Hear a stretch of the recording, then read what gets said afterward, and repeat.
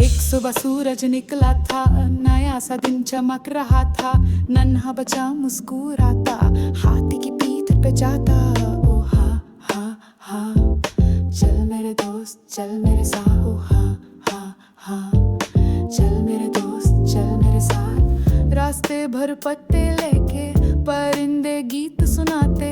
हवा में खुशबू बसती थी, दिल खुशी से झूमता था। चल चल चल हाथी चल, जंगल गाए मिलके है।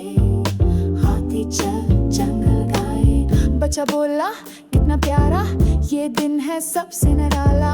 हाथी बोला डरना बेटा, मैं हूँ तेरे साथ सहारा। हो हो, दोस्ती है प्यारा रिश्ता हमारा। हो दोस्ती है प्यारा रिश्ता हमारा।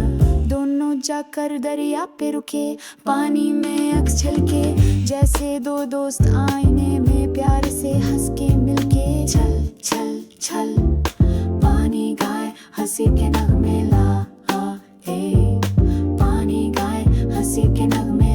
दरख्तों ने सरसराहट की, पत्तों ने नगमा गया। बच्चा हंसा ये जंगल तो